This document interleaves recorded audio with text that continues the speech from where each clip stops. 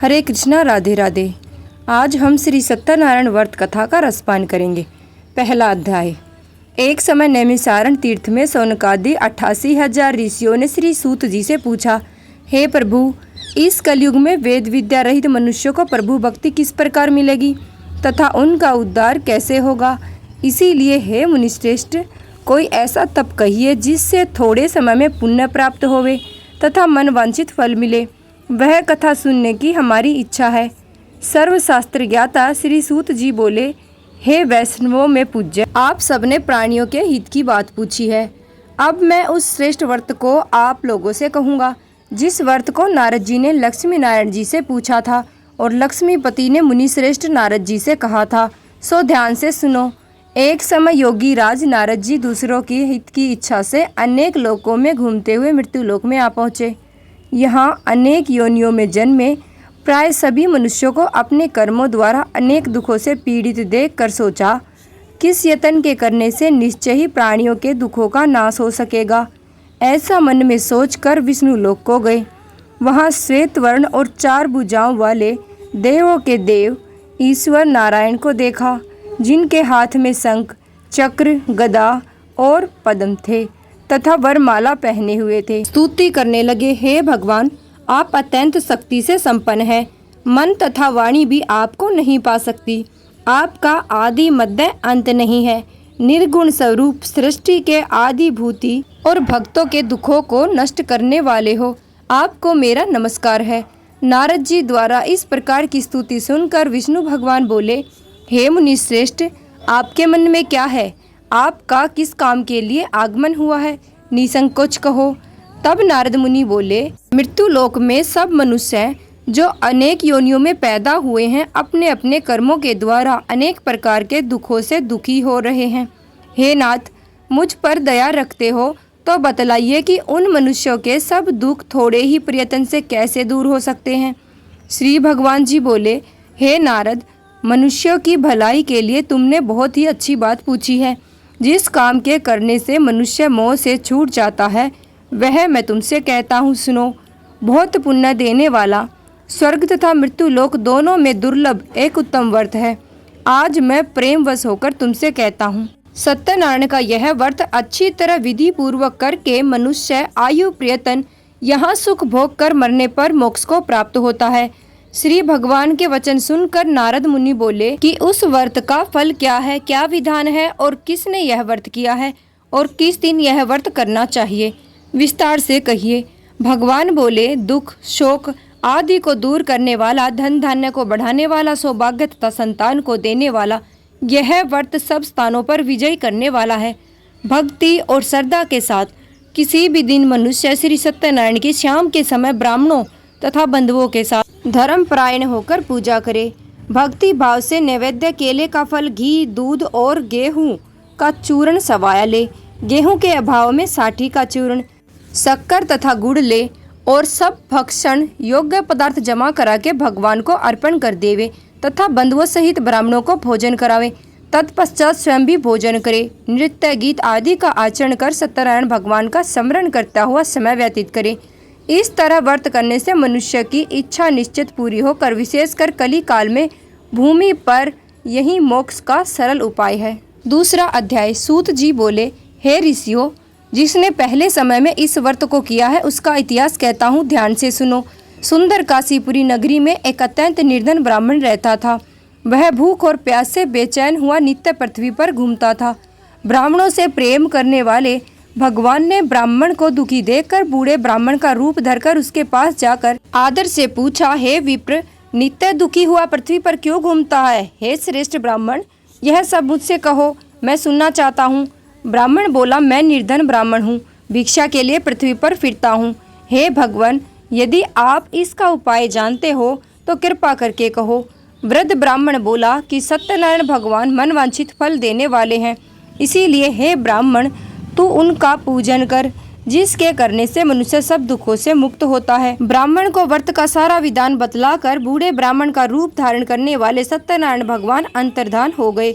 जिस व्रत को वृद्ध ब्राह्मण ने बतलाया है मैं उसको करूँगा, यह निश्चय करने पर उसे रात में नींद भी नहीं आई। वह सवेरे उठ सत्यनारायण के व्रत का निश्चय कर भिक्षा के लिए चल दिया। उस दिन उसको भिक्षा में बहुत सा धन मिला, जिससे बंधु बांधवों के साथ उसने सत्यनारायण का व्रत किया। इसके करने से वह ब्राह्मण सब दुखों से छूटकर अनेक प्रकार की संपत्तियों से युक्त हुआ। उस समय से वह ब्राह्मण हर मास व्रत करने लगा। इस तरह सत्यनारायण भगवान के व्रत को जो करेगा वह सब पापों से छूटकर मोक्ष को प्राप्त होगा। आगे जो पृथ्वी पर सत्यनारायण का व्रत करेगा वह मनुष्य सब पापों से छूट जाएगा। इस तरह नारद जी ने नारायण का कहा हुआ यह व्रत मैंने तुमसे कहा। हे विप्रो, अब और मैं क्या कहूँ। ऋषि बोले, हे मुनिश्रेष्ठ, संसार में इस ब्राह्मण से सुनकर किस किसने इस व्रत को किया, हम वह सब सुनना चाहते हैं। इसके लिए हमारे मन में श्रद्धा है। सूत जी बोले, हे मुनियों, जिस जिसने इस व्रत को किया है वह सब सुनो। एक समय ब्राह्मण धन और ऐश्वर्य के अनुसार बंधु बांधवों के साथ व्रत करने को तैयार हुआ। उसी समय एक लकड़ी बेचने वाला बूढ़ा आदमी आया और बाहर लकड़ियों को रखकर ब्राह्मण के मकान में गया। प्यास से दुखी लकड़हारा उनको व्रत करते हुए देखकर ब्राह्मण को नमस्कार कर कहने लगा कि आप यह क्या कर रहे हो और इसके करने से क्या फल मिलता है, कृपा करके मुझसे भी कहो। ब्राह्मण ने कहा, सब मनोकामनाओं को पूर्ण करने वाला यह सत्यनारायण भगवान का व्रत है। इसकी ही कृपा से मेरे यहाँ धन धान्य आदि की वृद्धि हुई है। ब्राह्मण से इस व्रत के बारे में जानकर लकड़हारा बहुत प्रसन्न हुआ। चरणामृत ले और प्रसाद खाने के बाद अपने घर को गया। लकड़हारे ने अपने मन में इस प्रकार का संकल्प किया कि आज ग्राम में लकड़ी बेचने से जो भी धन मिलेगा उसी से सत्यनारायण देव का उत्तम व्रत करूंगा। यह मन में विचार कर वह बूढ़ा आदमी लकड़ियां अपने सिर पर रखकर जिस नगर में धनवान लोग रहते थे वह ऐसे सुंदर नगर में गया। उस रोज वहां पर उसे उन लकड़ियों का दाम पहले दिनों से चौगुना मिला। तब वह बूढ़ा ब्राह्मण दाम ले और अति प्रसन्न होकर पक्के केले की फली, शक्कर, घी, दूध, दही और चने का चून इत्यादि सत्यनारायण भगवान के व्रत के कुल सामग्रियों को लेकर अपने घर को गया। फिर उसने अपने भाइयों को बुलाकर विधि के साथ भगवान जी का पूजन और व्रत किया। उस व्रत के प्रभाव से वह लकड़हारा धनवान, पुत्र, धन आदि से युक्त हुआ और संसार के समस्त सुख भोग कर वैकुंठ को चला गया। बोलो श्री सत्यनारायण भगवान की जय। तीसरा अध्याय। सूत जी बोले, हे श्रेष्ठ मुनियों, अब आगे की कथा कहता हूँ, सुनो। पहले समय में उल्लाख मुख नाम का एक बुद्धिमान राजा था। वह सत्यवक्ता और जितेंद्रिय था। प्रतिदिन देव स्थानों पर जाता तथा गरीबों को धन देकर उनके कष्ट दूर करता था। उसकी पत्नी कमल के समान मुख वाली और सती साध्वी थी। भद्रशिला नदी के तट पर उन दोनों ने श्री सत्यनारायण का व्रत किया। उस समय में वहां पर एक साधु वैश्य आया। उसके पास व्यापार के लिए बहुत सा धन था। वह नाव को किनारे पर ठहरा कर राजा के पास आ गया और राजा को व्रत करते हुए देखकर विनय के साथ पूछने लगा, हे राजन, भक्ति युक्त चित्त से आप यह क्या कर रहे हो? मेरी सुनने की इच्छा है, सो आप यह मुझे बतलाइए। राजा बोला, हे साधु, अपने बंधुओं के साथ पुत्र आदि की प्राप्ति के लिए महाशक्तिवान सत्यनारायण भगवान का व्रत व पूजन किया जा रहा है। राजा के वचन सुनकर साधु आदर से बोला, हे राजन, मुझसे इसका सब विधान कहो। मैं भी आपके कथा अनुसार इस व्रत को करूंगा। मेरी भी कोई संतान नहीं है, निश्चय ही इससे होगी। राजा ने सब विधान सुनकर व्यापार से निर्वृत्त हो वह आनंद के साथ घर गया। साधु ने अपनी स्त्री से संतान देने वाले उस व्रत का समाचार सुनाया और कहा कि जब मेरी कोई संतान होगी तब मैं इस व्रत को करूंगा। साधु ने ऐसे वचन अपनी स्त्री लीलावती से कहे। एक दिन उसकी स्त्री लीलावती पति के साथ आनंदित हो सांसारिक धर्म में प्रवृत्त होकर सत्यनारायण भगवान की कृपा से गर्भवती हो गई तथा 10वें महीने में उसके एक सुंदर कन्या का जन्म हुआ। दिनों दिन वह इस तरह बढ़ने लगी जैसे शुक्ल पक्ष का चंद्रमा बढ़ता है। कन्या का नाम कलावती रखा गया। अब लीलावती ने मीठे शब्दों में अपने पति से कहा कि जो आपने संकल्प किया था कि भगवान का व्रत करूंगा, अब आप उसे करिए। साधु बोला, हे विप्रे, इसके विवाह पर करूंगा। इस प्रकार अपनी पत्नी को आश्वासन दे वह नगर को गया। कलावती पितृगृह में वृद्धि को प्राप्त हो गई। साधु ने जब नगर में सखियों के साथ अपनी पुत्री को देखा तो तुरंत दूत बुलाकर कहा कि पुत्री के वास्ते कोई सुयोग्य वर देखकर लाओ। साधु की आज्ञा पाकर दूत कंचन नगर पहुंचा और वहां पर बड़ी खोज तथा देखभाल कर लड़की के लिए सुयोग्य वणिक पुत्र को ले आया। उस सुयोग्य लड़के को देखकर साधु ने अपने बंधु बांधवों सहित प्रसन्नचित्त होकर अपनी पुत्री का विवाह उसके साथ कर दिया, किंतु विवाह के समय भी उस व्रत को करना भूल गया। तब श्री भगवान क्रोधित हो गए और श्राप दिया कि तुम्हें दारुण दुख प्राप्त होगा। अपने कार्य में कुशल साधु बनिया जामाता सहित समुद्र के समीप स्थित रतनपुर नगर में गया और वहां दोनों ससुर जमाई चंद्रकेतु राजा के उस नगर में व्यापार करने लगे। एक रोज भगवान श्री सत्यनारायण की माया से प्रेरित कोई चोर राजा का धन चुराकर भागा जा रहा था, किंतु राजा के दूतों को आता देखकर चोर ने घबराकर भागते हुए राजा के धन को वहीं चुपचाप रख दिया जहां वे ससुर जमाई ठहरे हुए थे। जब दूतों ने उस साधु वैश्य के पास राजा के धन को रखा देखा तो वे दोनों को बांधकर ले गए और प्रसन्नता के साथ दौड़ते हुए राजा के समीप जाकर बोले, यह दो चोर हम पकड़ कर लाए हैं, देखकर आज्ञा दे। तब राजा की आज्ञा से उनको कठोर कारावास में डाल दिया गया और उनका सब धन छीन लिया गया। सत्यनारायण भगवान के श्राप द्वारा उसकी पत्नी भी घर पर बहुत दुखी हुई और घर पर जो धन रखा था चोर चुरा कर ले गए। शारीरिक व मानसिक पीड़ा तथा भूख प्यास से अति दुखित हो अन्न की चिंता में कलावती एक ब्राह्मण के घर गई। वहां उसने सत्यनारायण भगवान का व्रत होते देखा। फिर कथा सुनी, प्रसाद ग्रहण कर रात को घर आई। माता ने कलावती से कहा, हे पुत्री, अब तक कहाँ रही व तेरे मन में क्या है? कलावती बोली, हे माता, मैंने एक ब्राह्मण के घर पर श्री सत्यनारायण भगवान का व्रत देखा है। कन्या के वचन सुनकर लीलावती भगवान के पूजन की तैयारी करने लगी। लीलावती ने परिवार और बंधुओं सहित श्री सत्यनारायण भगवान का पूजन किया और मांगा कि मेरे पति और दामाद शीघ्र आ जावे। साथ ही प्रार्थना की कि हम सब का अपराध क्षमा करें। सत्यनारायण भगवान इस व्रत से संतुष्ट हो गए और राजा चंद्रकेतु को स्वप्न में दर्शन देकर कहा, हे राजन, दोनों वैश्यों को प्रातः ही छोड़ दो और उनका सब धन जो तुमने ग्रहण किया है वो दे दो, नहीं तो मैं तेरा धन, राज्य, पुत्र आदि सब नष्ट कर दूंगा। राजा के ऐसे वचन सुनकर भगवान अंतर्धान हो गए। प्रातःकाल राजा चंद्रकेतु ने सभा में अपना स्वप्न सुनाया। फिर दोनों वणिक पुत्रों को कैद से मुक्त कर सभा में बुलाया। दोनों ने आते ही राजा को नमस्कार किया। राजा मीठे वचनों से बोला, हे महानुभाव, भावी वश ऐसा कठिन दुख प्राप्त हुआ है, अब तुम्हें कोई भय नहीं है। ऐसा कहकर राजा ने उनको नए नए वस्त्र आभूषण पहनाए तथा उनका जितना धन लिया था उनको दुगुना करके आदर सहित उनको विदा किया। दोनों वैश्य अपने घर को चल दिए।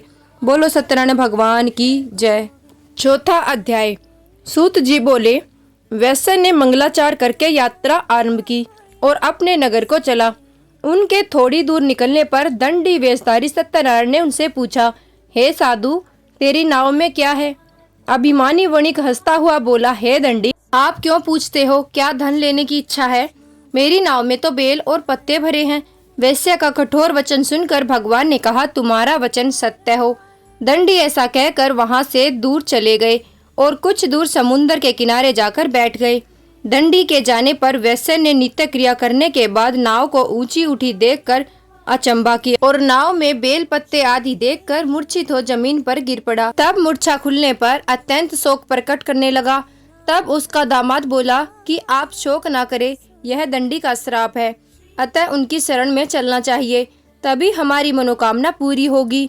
दामाद के ऐसे वचन सुनकर वह दंडी के पास पहुंचा और अत्यंत भक्ति भाव से नमस्कार करके बोला, मैंने जो आपसे असत्य वचन कहे थे उनको क्षमा करे।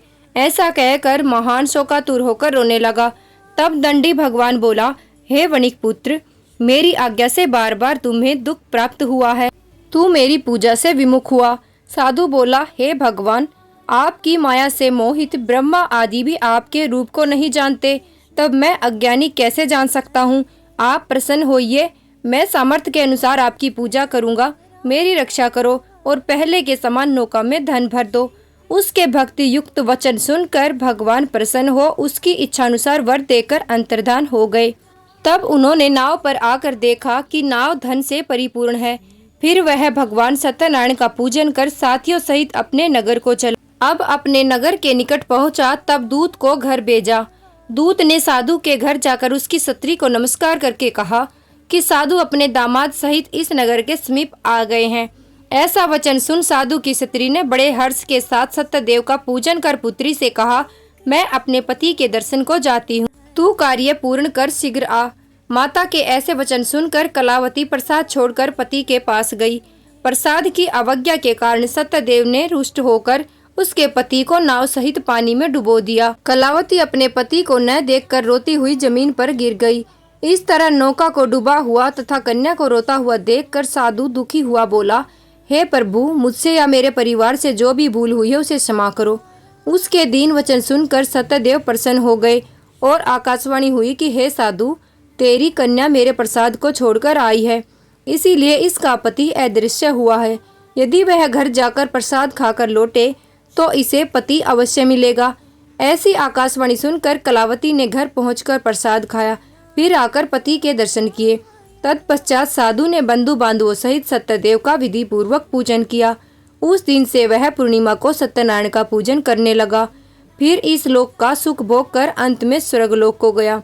बोलो सत्यनारायण भगवान की जय। 5वां अध्याय। सूत जी बोले, हे ऋषियों, मैं और भी कथा कहता हूँ, सुनो। प्रजा पालन में लीन तुंगध्वज नाम का एक राजा था। उसने भी भगवान का प्रसाद त्याग कर बहुत दुख पाया। एक समय वन में जाकर वन्य पशुओं को मारकर बड़ के पेड़ के नीचे आया। वहां उसने ग्वालों को भक्ति भाव से बंधुओं सहित सत्यनारायण भगवान का पूजन करते देखा। राजा देखकर भी अभिमानवश वहां पर नहीं गया और न ही नमस्कार किया। तब ग्वालों ने भगवान का प्रसाद उसके सामने रखा तो वह प्रसाद को त्याग कर अपनी सुंदर नगरी में चला गया। वहीं उसने सब कुछ नष्ट पाया तो वह जान गया कि यह सब भगवान ने किया है। तब वह विश्वास कर ग्वालों के समीप गया और विधि पूर्वक पूजन कर प्रसाद खाया तो सत्यदेव की कृपा से सब पहले जैसा हो गया। फिर दीर्घ काल तक सुख भोग कर मरने पर स्वर्गलोक को गया। जो मनुष्य इस परम दुर्लभ व्रत को करेगा, भगवान की कृपा से उसे धन धान्य की प्राप्ति होगी। निर्धन धनी और बंदी बंधन से मुक्त होकर निर्भय हो जाता है। संतानहीनों को संतान प्राप्ति होती है तथा सब मनोरथ पूर्ण होकर अंत में वैकुंठ धाम को जाता है। जिन्होंने पहले इस व्रत को किया, अब उनके दूसरे जन्म की कथा कहता हूँ। वृद्ध सतानंद ब्राह्मण ने सुदामा का जन्म लेकर मोक्ष को पाया।